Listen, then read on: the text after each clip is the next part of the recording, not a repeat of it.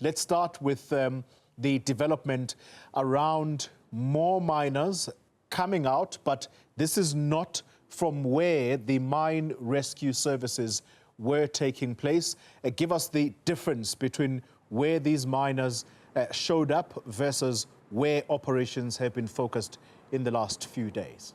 So, Oli, there are 3 shafts which have been used as exit points by those illegal miners who are underground, and that's the first shaft is Margaret shaft, and shaft number 10 and shaft number 11. So shaft number 11 is the shaft where the experts were over the past 3 days. That's where we saw heavy machinery, advanced machinery getting into the ground and trying to pull out as many individuals as they can. And obviously, as we are talking right now, we saw 78 bodies being retrieved from shaft number 11, just over 240 illegal miners being retrieved from the same shaft. So before the expert got to shaft number 11, we were seeing most people coming out from shaft number 10 and Margaret shaft. So we're getting reports that there were illegal miners who resurfaced at Margaret shaft yesterday and some resurfaced today. So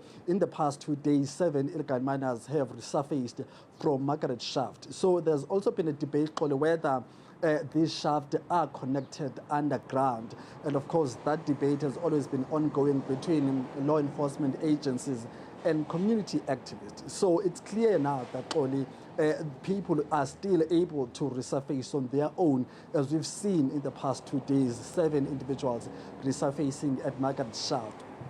The reason why that is important only because of the issue of what you just spoke about earlier on, saying that the official rescue expert operations at shaft number 11 have ended. So what does that mean for those illegal miners who are still underground? So this resurfacing of these 7 individuals really tells us that, well, those who might still be underground and have or are aware of a route that can take them to Margaret shaft, they have and they can still do so. However, what is challenging though is those who might want to resurface at shaft number 10.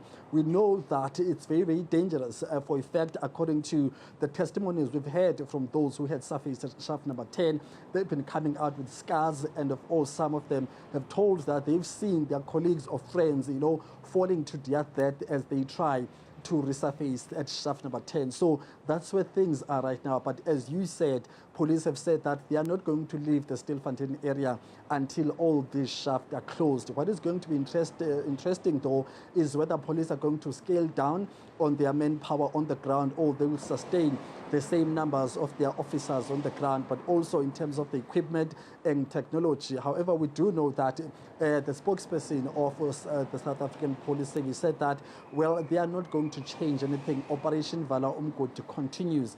So the big question now that has been raised by some community activists, that what about those who might still be underground at shaft number 10 and shaft number 11? So police say that, well, that's the conversation, that's the issue they will have to deal with as they are remaining here in Stilfontein. However, no rescue operation is taking place. So we can only hope that those who might still be underground can make their way out at shaft number 10 or try to get to the Margaret shaft, if indeed there is a path that is connecting these shaft underground.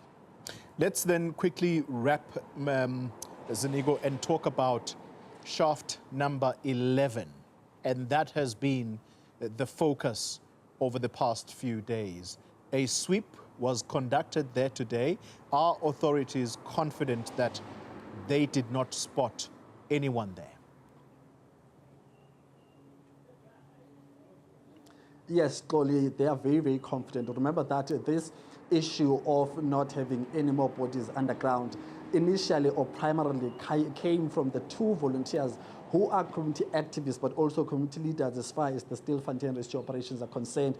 These are the individuals who rose their hand and said, well, we want to go underground and help our fellow brothers underground. So it is the very same 2 gentlemen who then informed the rescue experts that they do not see any illegal miner underground or any boat underground. However, authorities then took a decision, this was yesterday, took a decision to ensure that from their own perspective, they need to satisfy themselves by deploying a camera that has audio and visual senses, meaning that the audio, that camera, that machine, it could, or it had the opportunity and ability and capacity to sense if there are any people underground who might be calling for help. That came out negative, but also visually, or there was no footage that indicated that there might be any individual or anybody that is still left underground. So as far as that is concerned, officially, there's no one underground according to those two volunteers, but according to the technology that was deployed today by the rescue experts. Ziniko Mhlaba live for us there in Stilfontein. Thank you very much for that update.